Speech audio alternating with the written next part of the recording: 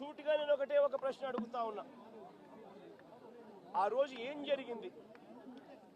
తెలుగుదేశం పార్టీకి సంబంధించిన official spokes person Pattabhi అనే వ్యక్తి ఆ రోజు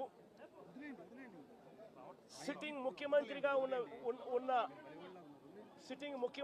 ఉన్న అప్పట్లో సిట్టింగ్ ముఖ్యమంత్రిగా ఉన్న వ్యక్తిని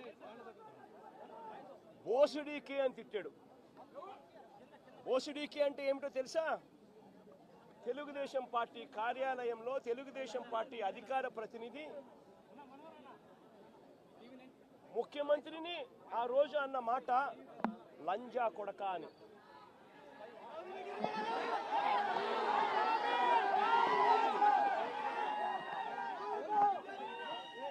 నిజంగా ఆ మాదిరిగా ఒక వ్యక్తి తిడితే రాష్ట్ర వ్యాప్తంగా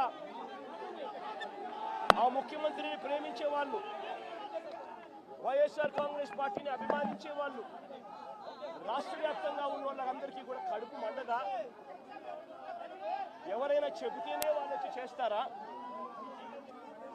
కడుపు మండిన వాళ్ళు ఈ అన్యాయాన్ని చూడాలనుకునే వాళ్ళు, చూడకూడదు అని అనుకునే వాళ్ళు కొంతమంది తెలుగుదేశం పార్టీ ఆఫీస్ దగ్గరికి వెళ్ళి అటువైపు నుండి తెలుగుదేశం పార్టీ వాళ్ళు తప్పు చేసిందే కాక ధర్నా చేయడానికి వచ్చిన వాళ్ళ మీద దాడి చేయడానికి కూడా ప్రయత్నం చేశారు.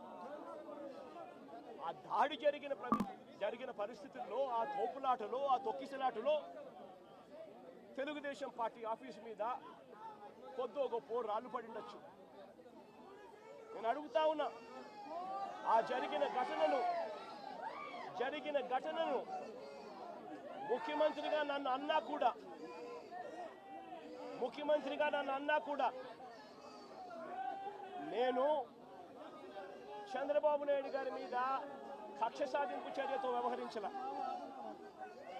రాళ్ళు పడినాయి అని చెప్పి ఎప్పుడైతే తెలిసిందో వెంటనే అటువంటి ఆ ఘటనకు పోయిన వాళ్ళందరినీ కూడా ఎవరెవరు పోయారు అని చెప్పి ఆధారాలు చూసి, అక్కడున్న సీసీ కెమెరాలో, అక్కడున్న ఒక్కొక్క సెల్ ఫోన్ లొకేషన్స్, ఇవన్నీ ఆధారాల మేరకు చూసుకొని ఎవరెవరైతే పోయారో వాళ్ళందరినీ కూడా 41A ఇచ్చి వాళ్ళందరినీ కూడా అరెస్ట్ చూపించి కోర్టులో ప్రొడ్యూస్ చేయడం కూడా జరిగింది.